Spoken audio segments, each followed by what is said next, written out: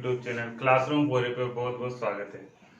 जैसा कि हम जानते हैं हमारे कई दिनों से वीडियो नहीं आई, उसके लिए मैं आपको सॉरी बोलता हूं और अब से हमारी वीडियो कंटिन्यू आएगी और आप कंटिन्यू पढ़ते रहिए इसी तरह और हमारे चैनल को प्यार देते रहिए। तो देखो आज कई पिछली क्लास में हमने लाइट के बारे में पढ़ा था, क्लास नंबर 10 चैप्टर नंबर 9 जिसमें लाइट चैप्टर का नाम है और लाइट में अपन ने परावर्तन और लाइट के बारे में पूरा समझ लिया था। तो उससे आगे हम अपनी बुक के हिसाब से यानी 10th के अकॉर्डिंग चलते हैं। तो आगे अब बात करेंगे दर्पण की बात करेंगे। तो दर्पण हमारे 10th के हिसाब से हमारे दर्पण की बात की जाए तो मैं दर्पण हेडिंग डाल देता हूँ पहले, मिरर। देखो दर्पण की बात की जाए तो दर्पण हमने सबने अपने घरों में देखा होगा। दर्पण नॉर्मली अपन फेस मिरर जो अपन जिसमें अपना चेहरा देखते हैं वो एक प्रकार का क्या है, दर्पण है। अपन चम्मच ले लें या ऐसी चीज जिससे अपना रिफ्लेक्ट हो यानी अपनी प्रकाश किरण टकराने के बाद वापस उसी माध्यम में आ जाए या उसी माध्यम में आ जाए तो वो किस तरह काम करेगी, वो दर्पण की तरह काम करेगी वो चीज। तो मैं बोलूँ तो दर्पण को कैसे मैं इसको परिभाषित कर सकता हूँ, यानी मैं लिखूँ आगे इसकी परिभाषा। तो किसी पारदर्शी कांच की एक सतह पर या किसी भी साइड पर, यानी किसी पारदर्शी कांच की किसी भी साइड पर, मैं बोल सकता हूं किसी भी सतह पर, किसी यहां लिख देता हूं किसी एक सतह पर चांदी या एल्यूमिनियम की पॉलिश कर दी जाती है तो वह दर्पण, वो वस्तु, वो जो घटना हुई वो क्या कहलाएगी, दर्पण कहलाती है वो। यानी जो वस्तु आपने पॉलिश करी किसी चमकीली वस्तु पे, पारदर्शी वस्तु पे, तो अगर अपन ने किसी पारदर्शी वस्तु पे अपन ने क्या कर दी, सतह कर यानी पॉलिश कर दी किसकी, चांदी व एल्यूमिनियम की, है ना, किसी एक सतह पर, तो वो किस तरह काम करेगी, वो वस्तु किस तरह काम करने लग जाएगी, दर्पण की तरह। पर वस्तु कैसी होनी चाहिए, पारदर्शी। और उसके किसी एक साइड पे भी अपन क्या कर देते, पॉलिश कर देते एल्यूमिनियम या चांदी की, तो वो क्या किस तरह काम करती है, दर्पण की तरह। तो दर्पण भी दो प्रकार के होते हैं, बात की जाए आगे तो समतल दर्पण और एक होता है गोलीय दर्पण। अब हम 10th क्लास की बात करें तो समतल दर्पण को इतना डीपली पढ़ना नहीं है, अपन को थोड़ी सी नॉलेज लेनी है इसकी, क्योंकि 10th क्लास में अपने गोली दर्पण से क्वेश्चन आते हैं और ये बहुत इंपॉर्टेंट है अपने लिए। 10th क्लास के अकॉर्डिंग बहुत इंपॉर्टेंट है। इससे ज्यादा डिटेल में इसको अपन 11th और 12th में भी पढ़ेंगे, पर अभी अपन इसको समतल दर्पण को थोड़ा सा जान लेते हैं। देखो समतल दर्पण जो वस्तु होती है, तो वस्तु का प्रतिबिंब बनता है, वस्तु का प्रतिबिंब एक तो आभासी बनता है,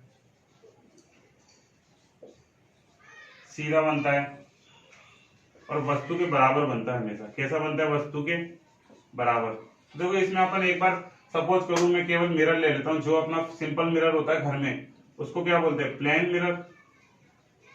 उसको क्या लिख दूं मैं, प्लेन मिरर। तो वो किस तरह काम करेगा, समतल दर्पण की तरह काम करता है। यानी मैं बोल सकता हूँ जो अपना फेस मिरर होता है अपन जिसमें अपन चेहरा देखते हैं, वो किस तरह काम करता है, वही एक तरह का क्या होता है, समतल दर्पण। गोली दर्पण की बात करें तो देखो गोली से यानी गोली से समझ लो, इसका मतलब यानी मैं क्या बोलूं, किसी कटे हुए गोले का भाग मान लो इसे, किसी गोले का कटा हुआ भाग ही क्या कहलाएगा, गोली दर्पण कहलाएगा। अब देखो आगे बात की जाए गोली दर्पण की, तो यानी इसमें देखो गोला है नहीं, गोला बना दूं तो इससे मैं कोई पोर्शन काट लेता हूँ ये वाला, तो यहां से मैंने ये काटा और इसके किसी भी सतह पर मैंने क्या कर दिया, पॉलिश कर दी, या तो इस तरफ कर दी या इस तरफ कर दी, या तो मैं अंदर कर दूं या फिर बाहर कर दूं। तो ये जो मेरा कटा हुआ भाग है किसकी तरह काम करेगा, दर्पण की तरह। तो वो कौन सा दर्पण हो जाएगा, गोली दर्पण। तो गोली दर्पण समझ में आया कैसा होता है, किसी कटे हुए गोले का भाग माना जाता है और उसकी किसी भी एक सतह पर क्या कर दे, पॉलिश कर दी जाए, तो वो किस तरह काम करेगा, गोली दर्पण की तरह काम करेगा।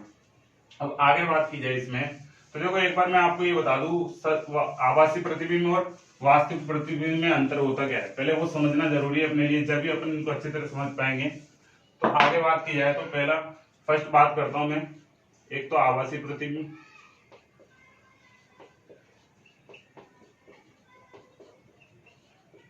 दूसरा बात करता हूं मैं वास्तविक प्रतिबिंब।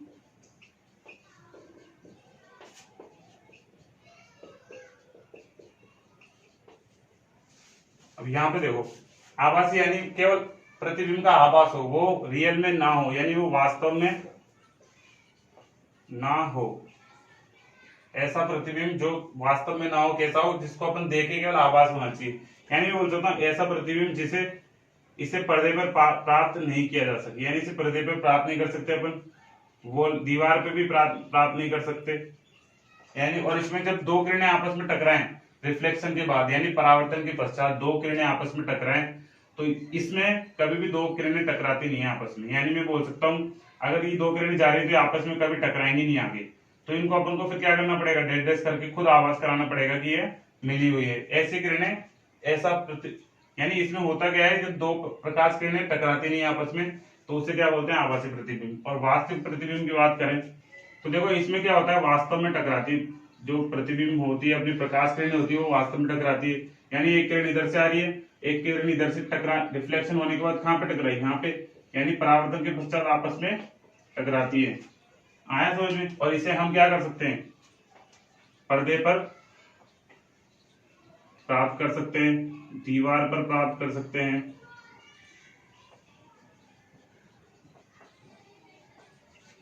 तो यहां से अपन को समझ में आया आभासी प्रतिबिंब क्या होता है, वास्तविक प्रतिबिंब। आभासी प्रतिबिंब तो वह प्रतिबिंब जिन्हें हम पर्दे व दीवार पर प्राप्त नहीं कर सकते। वास्तविक प्रतिबिंब वो प्रतिबिंब जिन्हें हम पर्दे व दीवार पर प्राप्त कर सकते हैं, तथा इसमें प्रकाश किरणें रिफ्लेक्शन यानी परावर्तन के पश्चात आपस में टकराती हैं। तो वह प्रतिबिंब, उस कंडीशन में जो प्रतिबिंब बनेगा वो कैसा प्रतिबिंब बनेगा, अपना वास्तविक प्रतिबिंब बनेगा। तो आप इसे उतार सकते हो थोड़ा, तो आप इसे उतारिए।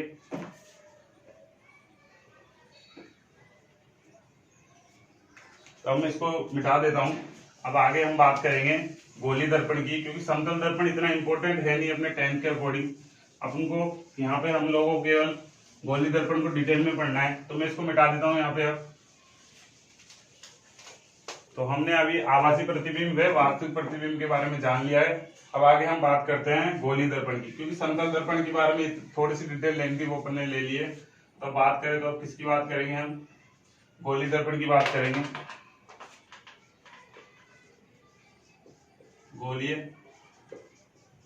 दर्पण, तो गोली दर्पण यानी मैंने किसी गोले से काटा था, जो मैंने ये बनाई थी सरफेस, कर्व सरफेस, वो किससे काटी थी, गोले से काटी हुई थी। तो इनके परावर्तक पृष्ठ कैसे, गोलीय। तो मैं ऐसे बोल सकता हूं, इसका मतलब मैं ऐसे बोल सकता हूं, ऐसे दर्पण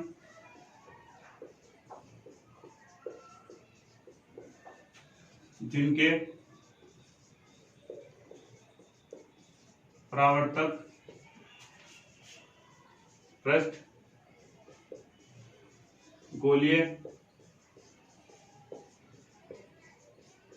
होते हैं, उन्हें हम क्या बोलते हैं, गोली दर्पण। उन्हें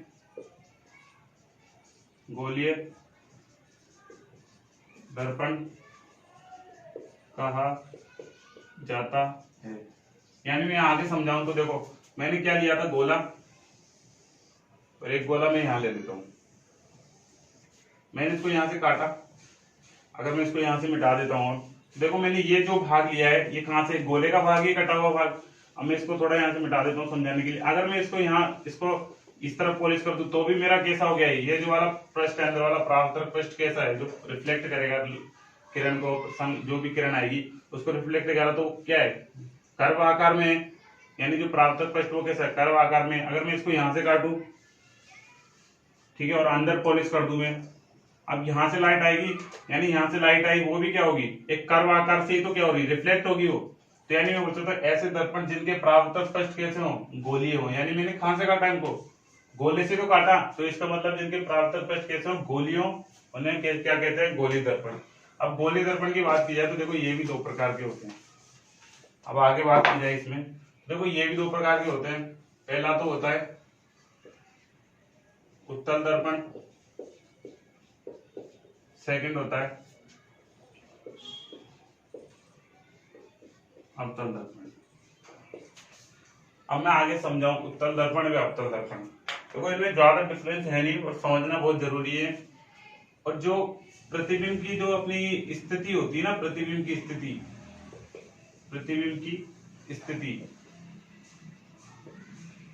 वह जो प्रतिबिंब की स्थिति होती है, प्रकृति में बोल दूं, स्थिति, प्रकृति, उसकी साइज, आकृति, वो किस पे डिपेंड करती है? जो परावर्तक पृष्ठ होता है, यानी वो डिपेंड किस पे करती है? परावर्तक पृष्ठ के आकार पर। यानी परावर्तक पृष्ठ के नेचर कैसा, उसके हिसाब से अपना क्या बनता है, हमारा क्या बनता है? प्रतिबिंब की स्थिति, यानी प्रतिबिंब की जो प्रकृति हो वो किस पे डिपेंड करती है? परावर्तक पृष्ठ है, यानी समतल है, गोलीय है, या फिर अवतल है या उत्तल है, उसके ऊपर डिपेंड करेगा। तो ये चीज जरूरी है समझना कि प्रतिबिंब की स्थिति किस पे डिपेंड करती है? हमेशा परावर्तक पृष्ठ की स्थिति के अनुसार प्रतिबिंब की स्थिति भी बदलती है। तो अब बात की जाए, देखो उत्तल दर्पण की बात करूं मैं, तो मैंने क्या बोला था? उत्तल दर्पण क्या है? गोली दर्पण ही है। तो उत्तल दर्पण में हमेशा याद रखना, जो मैंने गोला काटा है, ये वृत्त पृष्ठ काटा है, उसके किस तरफ आप पॉलिश करोगे? हमेशा अंदर की तरफ। यानी मैं यहाँ डायग्राम बनाऊं, किधर करूंगा? अंदर की तरफ। यानी इसमें क्या होता है, हमेशा किस तरफ होती है पॉलिश? अंदर की तरफ पॉलिश होती है। और अवतल में किस तरफ होती है? बाहर की तरफ। यानी मैं बोल सकता हूं ऐसे गोलीय, यानी मैं ऐसे बोल सकता हूं ऐसे दर्पण जो ऊपर की ओर तो कैसे काम करे, जिनका ऊपरी भाग कैसे काम करे? परावर्तक पृष्ठ की तरह। और ऐसे गोली दर्पण जिनका अंदर का पृष्ठ कैसे काम करे?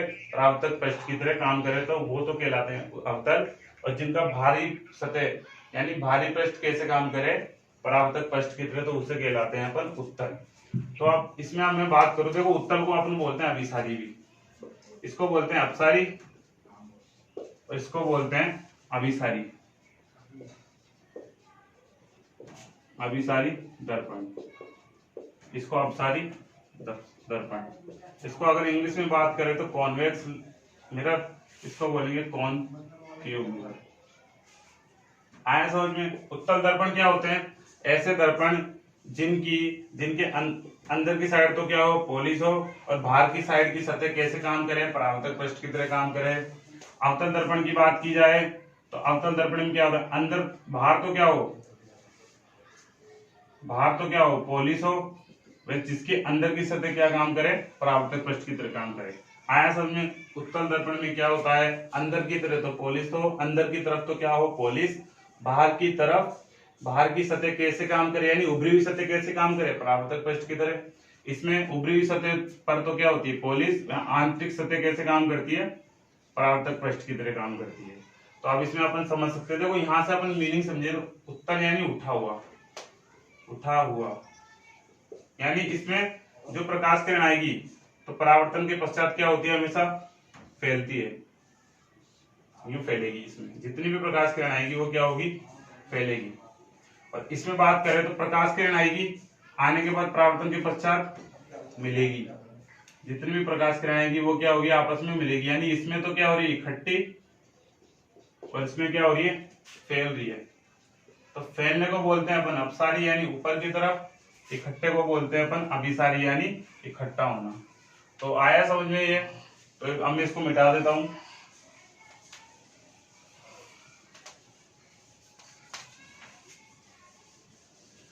अब मैं केवल उत्तल दर्पण की परिभाषा लिखूं तो कैसे लिखेंगे अपन? अब मैं यहां हेडिंग डालता हूं, उत्तल दर्पण यानी कॉन्वेक्स मिरर। Convex mirror. तो अब देखो इसकी बात करें तो यानी मैं बोल सकता हूं ऐसे दर्पण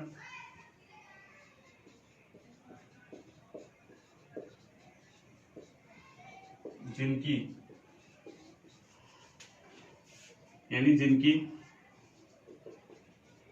बाह्य सतह परावर्तक पृष्ठ की तरह कार्य करें, तो वह क्या कहलाते हैं? वह उत्तल दर्पण कहलाते हैं। यानी मैं क्या बोल सकता हूं, अगर मान लो मैं फिर से एक सतह ले लूं कर्व, मैंने क्या लिखा है यहाँ पे? क्या लिखा है मैंने, ऐसे दर्पण जिनकी बाह्य सतह, यानी मुझे कहाँ करना है पॉलिश, किस तरफ करनी है, अंदर की तरफ पॉलिश करनी है मुझे, किस तरफ करनी है, अंदर की तरफ क्या करनी है मुझे, पॉलिश। तो यानी प्रकाश किरण आएगी यहाँ से, टकराने के बाद कैसे जाएगी, फैल जाएगी, आई आने के बाद फिर फैल जाएगी। ये प्रकाश किरण है, ये भी क्या हो जाएगी, फैल जाएगी।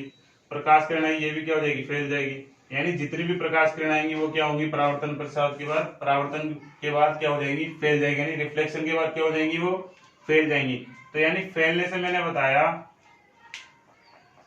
अप यानी ऊपर फैलना, यानी अपसारी दर्पण भी बोलते हैं इसे, क्या बोलते हैं, अपसारी दर्पण भी इसी को बोलते हैं। आया समझ में उत्तल दर्पण, यानी ऐसे दर्पण जिनकी बाह्य सतह कैसी हो, जिनकी बाह्य सतह कैसे काम करे, परावर्तक पृष्ठ की तरह कार्य करे। यानी कि अगर मैं ऐसे भी बनाऊं तो ये अंदर पॉलिश कर दूं मैं, तो इसकी ये सतह कैसे काम करेगी, यहाँ से प्रकाश किरण आएगी, ऊपर फैलाएगी, यहाँ से आएगी, ये प्रकाश किरण सारी टकराने के बाद रिफ्लेक्ट हो जाएगी। आया समझ में। तो इसी को अपन क्या बोलते हैं, यानी उससे यानी उठा हुआ यानी फैलना, अपसारी, इसी को क्या बोलते हैं, अपसारी। अब आगे बात की जाए तो अवतल दर्पण की।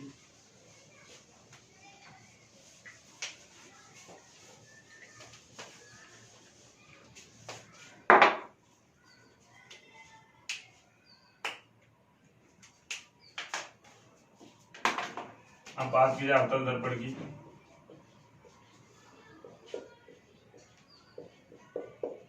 तो इसमें अपन क्या लिखेंगे, ऐसे दर्पण जिनकी आंतरिक सतह, यानी आंतरिक सतह यानी अंदर की सरफेस, परावर्तक पृष्ठ की तरह कार्य करती है, उन्हें क्या कहेंगे, उन्हें अवतल दर्पण कहते हैं। यानी अब मैं समझाऊं इसको, तो देखो इसमें यानी इसको इंग्लिश में क्या बोलते हैं, कॉनकेव मिरर। अब देखो यानी मैंने बनाया डायग्राम, तो इसमें किस तरफ करनी है मुझे, किस तरफ का मुझे परावर्तक पृष्ठ काम करेगा, यानी बाहर तो क्या करनी है इसमें पॉलिश, यानी जो उभरा भाग है उसमें तो क्या करनी है पॉलिश, और आंतरिक सतह किस तरह काम करे, परावर्तक पृष्ठ की तरह। यानी प्रकाश किरण आएगी, आने के बाद इसमें क्या करता है, किरणों को क्या करती है, इकट्ठा करती है। अगर यहाँ से आएगी तो इकट्ठा करेगी। यानी मैं बनाऊं डायग्राम, तो उभरा हुआ भाग तो किसका, पॉलिश का, आंतरिक सतह आई प्रकाश किरण मिलेगी, आई प्रकाश किरण मिलेगी। यानी परावर्तन के पश्चात प्रकाश किरण क्या हो रही है, किसी एक बिंदु पर इकट्ठा होती है। यानी इसमें क्या होता है, इकट्ठा, यानी अभिसारी। इसी को क्या बोलते हैं अपन, अभिसारी दर्पण। यानी इसी को क्या बोलते हैं, अभिसारी दर्पण। तो आप इसको समझ सकते हो, परिभाषा लिख सकते हो, आप स्क्रीनशॉट भी ले सकते हो इसका।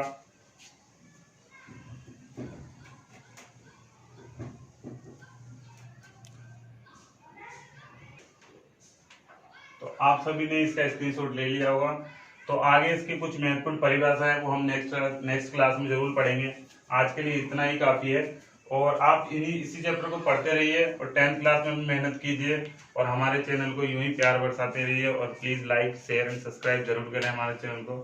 और आपके नजदीक यदि कोई 10th क्लास, 8th क्लास या कॉम्पिटिशन मैथ, आज हमारे कॉम्पिटिशन मैथ की क्लास भी स्टार्ट हो जाएगी, तो आप वो भी जरूर देखें। और आपके आसपास कोई 10th और 9th यानी छोटी क्लास का कोई भी स्टूडेंट हो तो उसे जरूर बताएं हमारे चैनल के बारे में, और इसी तरह हमारे चैनल को प्यार देते रहें। Thank you.